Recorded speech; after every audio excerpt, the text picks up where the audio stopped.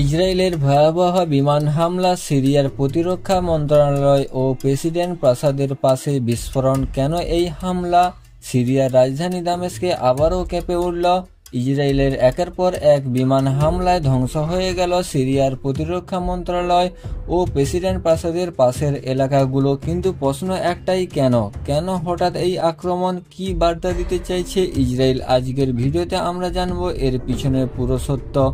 গত কয়েক ঘন্টায় ইসরায়েলের সিরিয়ার রাজধানী দামেস্কে একের পর এক বিমান হামলা চালিয়েছে সিরিয়ার প্রতিরক্ষা মন্ত্রণালয়, যা দেশের সামরিক নেতৃত্বের কেন্দ্র। তাকে লক্ষ্য করে জোরালো বোমা বর্ষণ হয়েছে। এই হামলার শুধু প্রতিরক্ষা মন্ত্রণালয় নয়, প্রেসিডেন্ট প্রাসাদের খুব কাছের এলাকাতেও ক্ষেপণাস্ত্র আঘাত হানে। একাধিক ভবন ধ্বংস হয়েছে, অনেক মানুষ হতাহত হয়েছে।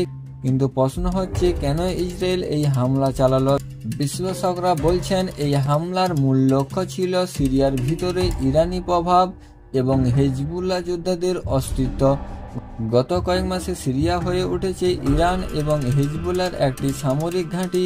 ইসরায়েলের দাবি করছেন, সিরিয়ার মাটি ব্যবহার করে ইরান ইসরায়েলের বিরুদ্ধে অস্ত্র মজুত করছে এবং হেজবুল্লাহকে শক্তিশালী করছে। ইসরায়েলের কৌশল ছিল ইরানি অস্ত্র গুদাম ধ্বংস করা, হেজবুল্লাহ নেতাদের চলাচলের উপর আঘাত হানা, সিরিয়া সামরিক নেতৃত্বকে সতর্কবার্তা দেওয়া। এই হামলা এমন এক সময়ে ঘটেছে যখন গাজা, লেবানন ও ইরান তিন দিক থেকে ইসরায়েলি চাপের মুখে। এই ধরনের হামলা মধ্যপ্রাচ্যে উত্তেজনা আরও বাড়িয়ে তুলতে পারে। সিরিয়া প্রতিশোধ নিতে পারে, ইরান সরাসরি জড়িয়ে পড়তে পারে, হেজবুল্লাহ দক্ষিণ লেবানন থেকে ইসরায়েলের বড় হামলা চালাতে পারে। এই হামলা শুধু সিরিয়ার উপর নয়, এটি পুরো মধ্যপ্রাচ্যের ভূ রাজনৈতিক সংকটকে আরেক ধাপে নিয়ে গেছে। যুদ্ধের ছায়া ঘনিয়ে আসছে এবং নিরীহ মানুষ সবচেয়ে বেশি ভুগছে। আপনি কি মনে করেন, ইসরায়েলের এই হামলা কি ন্যায়সঙ্গত ছিল, নাকি মধ্যপ্রাচ্যে আরও অস্থিরতা তৈরি করার কৌশল? কমেন্টে জানাতে ভুলবেন না। ভিডিওটি ভালো লাগলে লাইক, শেয়ার, কমেন্ট করবেন। চ্যানেলটি সাবস্ক্রাইব করে পাশে থাকবেন। এই পর্যন্ত ভিডিওটি দেখার জন্য ধন্যবাদ।